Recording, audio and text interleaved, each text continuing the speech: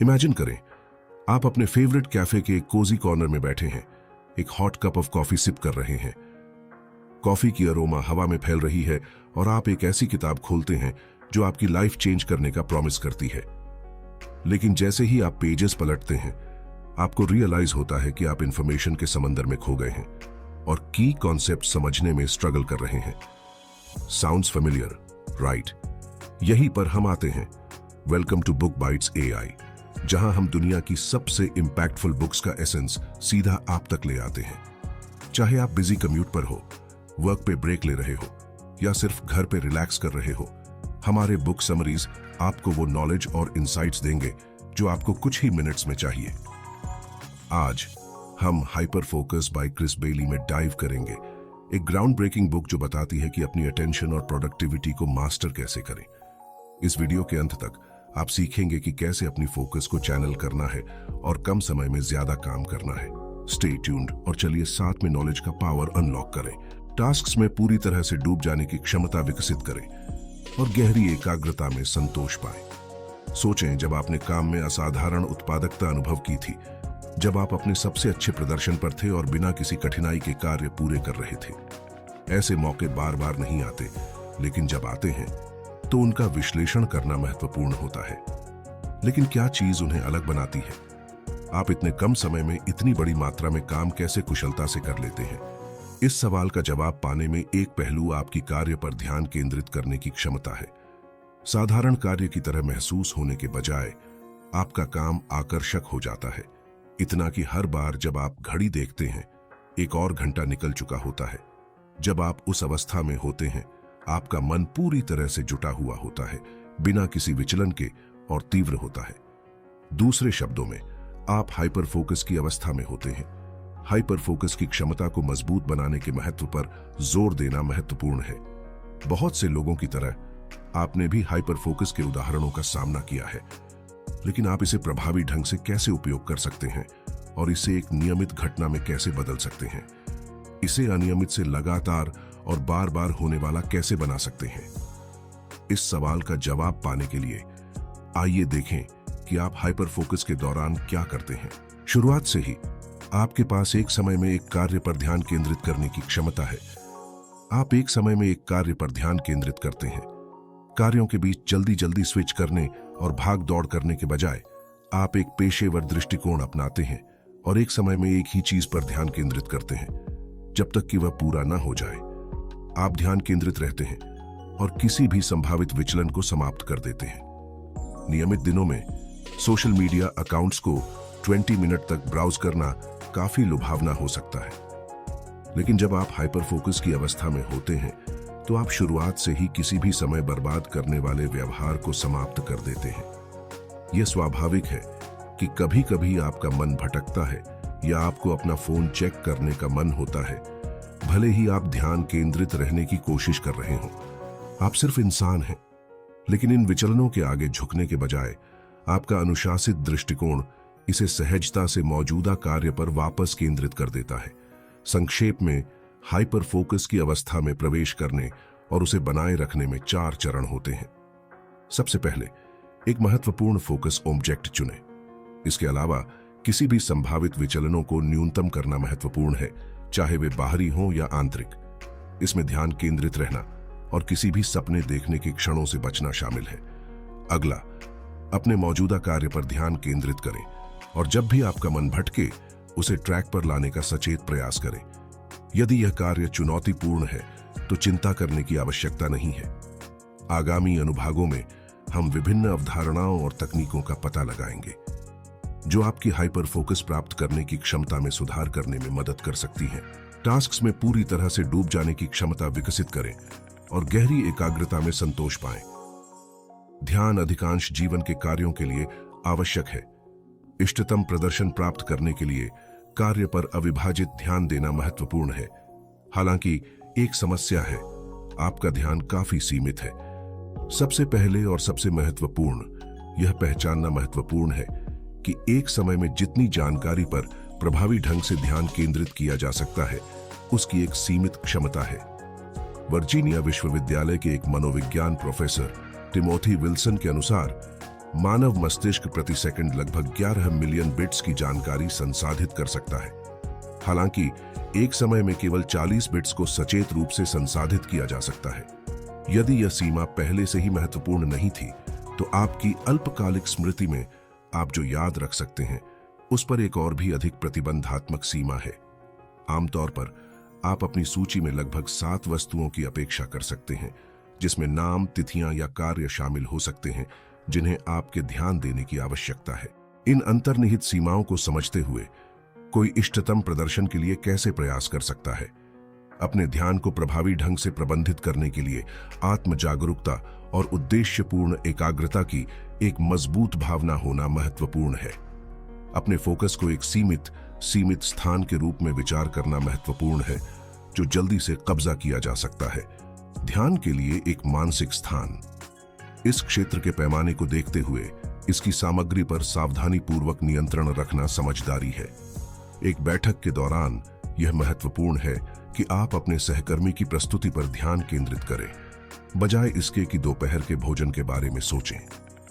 एक समस्या यह है कि व्यक्तिगत विचारों में गहराई से उलझने की प्रवृत्ति होती है, बिना उन्हें मूल्यांकन करने के लिए समय निकाले।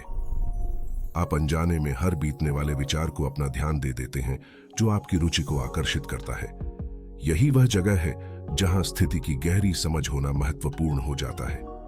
मेटा अवेयरनेस में आपके विचारों का बाहरी दृष्टिकोण से अवलोकन करने और अपनी सोच के पैटर्न में अंतर्दृष्टि प्राप्त करने की क्षमता शामिल है। यह संभव है कि आप खुद को इस स्थिति में पाएं। अपने लंच टाइम सैंडविच के बारे में दिवा स्वप्न देखने के बजाय अपने सहकर्मी पर ध्यान केंद्रित करने का एक सचेत प्रयास करें।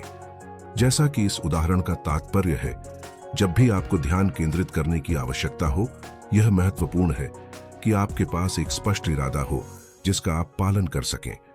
चाहे वह आपके सहकर्मी को सक्रिय रूप से सुनना हो, एक रिपोर्ट पूरा करना हो या बस एक उपन्यास का आनंद लेना हो, आपके कार्यों पर एक स्पष्ट फोकस होना महत्वपूर्ण है। यही कारण है कि आत्म जागरूकता और स्पष्ट लक्ष्यों की एक मजबूत भावना का होना निकटता से जुड़ा हुआ है। अपने विचारों और कार्यों के प्रति सचेत रहना एक उपयोगी उपकरण के रूप में काम कर सकता है, ताकि ध्यान केंद्रित रह सके और आवश्यक होने पर अपने ध्यान को पुनः निर्देशित कर सके। हर घंटे एक अलार्म सेट करें जो आपको यह सोचने की याद दिलाए कि उस समय आप किस पर ध्यान केंद्रित कर रहे थे। क्या यह मेरे इरादों के साथ मेल खाता था? जल्द ही आप देखेंगे कि इस प्रकार की सोच इनग्रेन्ड हो चुकी है, जिससे आप अक्सर हाइपर फोकस का अनुभव कर सकें। टास्क्स में पूरी तरह से डूब जाने की क्षमता विकसित करें और गहरी एकाग्रता में संतोष पाएं। ध्यान अधिकांश जीवन के कार्यों के लिए आवश्यक है। इष्टतम प्रदर्शन प्राप्त करने के लिए कार्य पर अविभाजित ध्यान देना महत्वपूर्ण है। हालांकि एक समस्या है, आपका ध्यान काफी सीमित है। सबसे पहले और सबसे महत्वपूर्ण यह पहचानना महत्वपूर्ण है कि एक समय में जितनी जानकारी पर प्रभावी ढंग से ध्यान केंद्रित किया जा सकता है, उसकी एक सीमित क्षमता है। वर्जीनिया विश्वविद्यालय के एक मनोविज्ञान प्रोफेसर टिमोथी विल्सन के अनुसार मानव मस्तिष्क प्रति सेकंड लगभग 11 मिलियन बिट्स की जानकारी संसाधित कर सकता है। हालांकि एक समय में केवल 40 बिट्स को सचेत रूप से संसाधित किया जा सकता है। यदि यह सीमा पहले से ही महत्वपूर्ण नहीं थी, तो आपकी अल्पकालिक स्मृति में आप जो याद रख सकते हैं, उस पर एक और भी अधिक प्रतिबंधात्मक सीमा है। आमतौर पर आप अपनी सूची में लगभग 7 वस्तुओं की अपेक्षा कर सकते हैं, जिसमें नाम, तिथियां या कार्य शामिल हो सकते हैं जिन्हें आपके ध्यान देने की आवश्यकता है। इन अंतर्निहित सीमाओं को समझते हुए कोई इष्टतम प्रदर्शन के लिए कैसे प्रयास कर सकता है? अपने ध्यान को प्रभावी ढंग से प्रबंधित करने के लिए आत्म जागरूकता और उद्देश्यपूर्ण एकाग्रता की एक मजबूत भावना होना महत्वपूर्ण है। अपने फोकस को एक सीमित स्थान के रूप में विचार करना महत्वपूर्ण है, जो जल्दी से कब्जा किया जा सकता है। ध्यान के लिए एक मानसिक स्थान।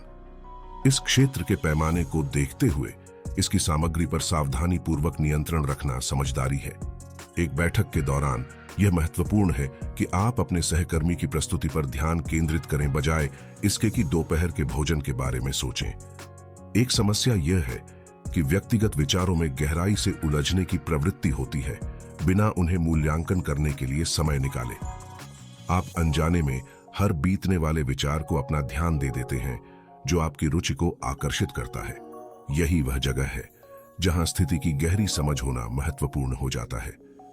मेटा अवेयरनेस में आपके विचारों का बाहरी दृष्टिकोण से अवलोकन करने और अपनी सोच के पैटर्न में अंतर्दृष्टि प्राप्त करने की क्षमता शामिल है। यह संभव है कि आप खुद को इस स्थिति में पाएं। अपने लंच टाइम सैंडविच के बारे में दिवा स्वप्न देखने के बजाय अपने सहकर्मी पर ध्यान केंद्रित करने का एक सचेत प्रयास करें। जैसा कि इस उदाहरण का तात्पर्य है, जब भी आपको ध्यान केंद्रित करने की आवश्यकता हो, यह महत्वपूर्ण है कि आपके पास एक स्पष्ट इरादा हो जिसका आप पालन कर सकें। चाहे वह आपके सहकर्मी को सक्रिय रूप से सुनना हो, एक रिपोर्ट पूरा करना हो या बस एक उपन्यास का आनंद लेना हो, आपके कार्यों पर एक स्पष्ट फोकस होना महत्वपूर्ण है। यही कारण है कि आत्म जागरूकता और स्पष्ट लक्ष्यों की एक मजबूत भावना का होना निकटता से जुड़ा हुआ है। अपने विचारों और कार्यों के प्रति सचेत रहना एक उपयोगी उपकरण के रूप में काम कर सकता है ताकि ध्यान केंद्रित रह सके और आवश्यक होने पर अपने ध्यान को पुनः निर्देशित कर सके। हर घंटे एक अलार्म सेट करें जो आपको यह सोचने की याद दिलाए कि उस समय आप किस पर ध्यान केंद्रित कर रहे थे। क्या यह मेरे इरादों के साथ मेल खाता था? जल्द ही आप देखेंगे कि इस प्रकार की सोच इंग्रेन्ड हो चुकी है जिससे आप अक्सर हाइपर फोकस का अनुभव कर सकें। स्कैटर फोकस आपकी प्लानिंग को एनहांस करने और क्रिएटिव थिंकिंग को फॉस्टर करने में मदद करता है। हाइपर फोकस एक एसेट हो सकता है। टास्क पर स्ट्रॉन्ग फोकस और अनवेवरिंग डेडिकेशन होना कई सिनारियोज में आपके लिए लाभदायक हो सकता है। हालांकि हाइपर फोकस अकेले ही पर्याप्त नहीं है, भले ही यह उपयोगी हो। यह आवश्यक है कि आप अपने माइंड को पीरियडिकली ब्रेक्स और रिजुविनेट करने की अनुमति दें। उतना ही महत्वपूर्ण है कि आप अपने आप को क्रिएटिविटी का मौका दें। एक प्रोफेशनल के रूप में यह पहचानना महत्वपूर्ण है कि हाइपर फोकस की पावर को लॉन्ग और डिफिकल्ट टास्क्स को टैकल करने में कैसे उपयोग किया जा सकता है। हालांकि इसे पूरी तरह से हार्नेस करने से पहले एक क्लियर प्लान ऑफ एक्शन होना आवश्यक है। जब आपको एक ऐसी सिचुएशन का सामना करना पड़ता है जो क्रिएटिविटी और इनोवेशन की मांग करती है, तो स्कैटर फोकस को अपनाना महत्वपूर्ण है। इस स्टेटमेंट में कन्वे की गई मेन आइडिया यह है कि स्कैटर फोकस क्रिएटिव प्लानिंग और थिंकिंग में मदद कर सकता है। अब तक आप डे ड्रीमिंग को एक हिंड्रेंस के रूप में देखते हैं। यह लॉजिकल है कि हाइपर फोकस और एक वॉन्डरिंग माइंड साथ में कोएग्जिस्ट नहीं कर सकते। हालांकि डे ड्रीमिंग काफी बेनिफिशियल हो सकता है। यह स्कैटर फोकस के साथ कई सिमिलैरिटीज साझा करता है, जो कि क्रिएटिव और अनफोकस्ड थिंकिंग का एक रूप है जिसे फ्यूचर प्लानिंग और आइडिया जनरेशन के लिए उपयोग किया जा सकता है। स्कैटर फोकस और हाइपर फोकस के बीच की की डिस्टिंक्शंस में से एक उनकी टेम्परल ओरिएंटेशन है। जहां हाइपर फोकस प्रेजेंट मोमेंट में टास्क्स पर फोकस करने में मदद करता है, वहीं स्कैटर फोकस अक्सर भविष्य की ओर ध्यान केंद्रित करता है। इंटरेस्टिंगली, जब आपका माइंड वॉन्डर करता है तो यह 48% समय भविष्य पर फोकस करता है। स्कैटर फोकस का फॉरवर्ड थिंकिंग नेचर इसे प्लान्स डेवलप करने की प्रक्रिया में इनक्रेडिबली वैल्यूएबल बनाता है। स्कैटर फोकस को बेहतर ढंग से समझने के लिए इसे 3 डिस्टिंक्ट टाइप्स ऑफ थिंकिंग के माध्यम से एनालाइज करना हेल्पफुल है। इनमें से एक मोड है कैप्चर मोड। कैप्चर मोड सबसे फंडामेंटल माना जाता है और बहुत से इंडिविजुअल्स के लिए यह सबसे एक्साइटिंग नहीं हो सकता। इसमें आपके थॉट्स को ऑक्यूपाई कर रहे हर चीज का असेस करना शामिल है। सप्ताह में 1 या 2 बार कुछ समय सेट असाइड करना एडवाइजेबल है। पेन और पेपर लेकर बैठें और किसी भी पेंडिंग टास्क्स, ओवरलुक चोर्स या अनआंसर्ड मैसेजेस को जॉट डाउन करें जो एक्यूमुलेट हो सकते हैं। इन थॉट्स को रिकॉर्ड करने के लिए समय निकालकर आप सुनिश्चित कर सकते हैं कि सभी लूज एंड्स एड्रेस हो गए हैं और अधिक प्रेसिंग मैटर्स के लिए अपने माइंड को क्लियर कर सकते हैं। और फिर वह मोड है जहां प्रॉब्लम्स एफिशिएंटली सॉल्व्ड होती है। यह लेबल पर जो लिखा है वही है। यह प्रोसेस एक फोकस्ड अप्रोच की आवश्यकता होती है, जहां आप एक स्पेसिफिक मैटर पर कंसंट्रेट करते हैं और इसे विभिन्न पर्सपेक्टिव से एक्सप्लोर करते हैं, aiming to uncover fresh insights, innovative concepts और इफेक्टिव रेजोल्यूशंस।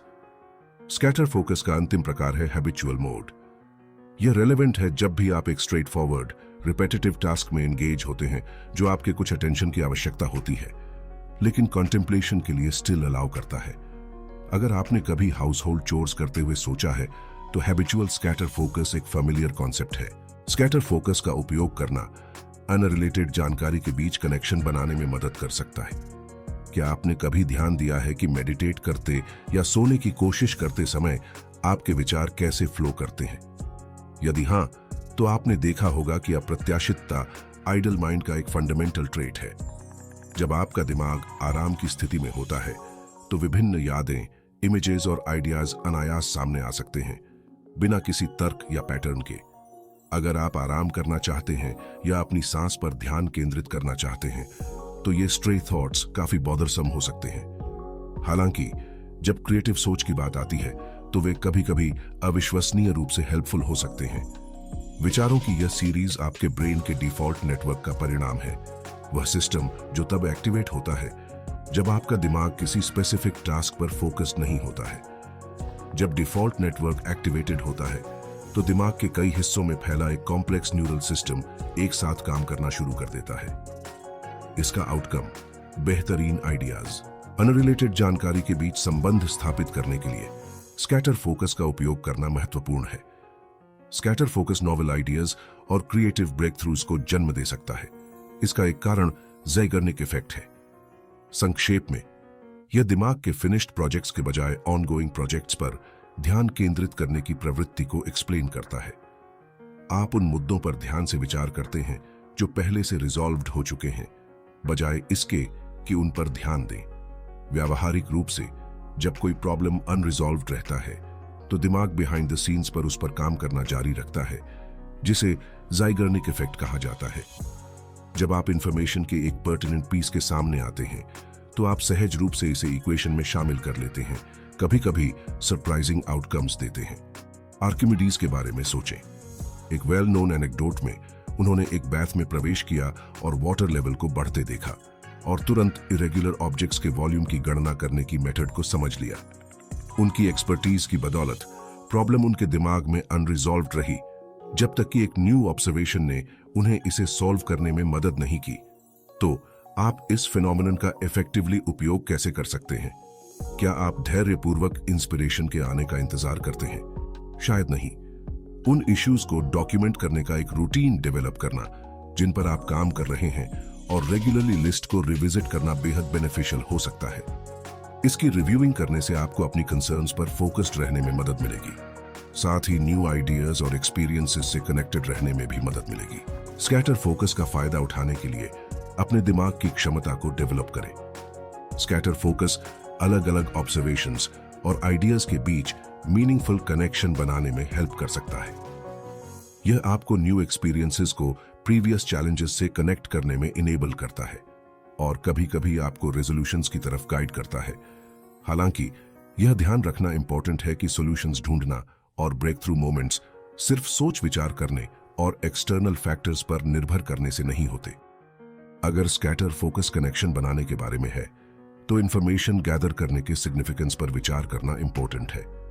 आपके द्वारा एब्जॉर्ब की जाने वाली इंफॉर्मेशन की क्वालिटी आपके सब्सिक्वेंट इंसाइट्स की क्वालिटी को डायरेक्टली इंपैक्ट करती है। हाई क्वालिटी आइडियाज जनरेट करने के लिए scatter focus excellent raw materials होने पर निर्भर करता है। स्कैटर फोकस का पूरा फायदा उठाने के लिए अपने माइंड को नरिश करना इंपॉर्टेंट है।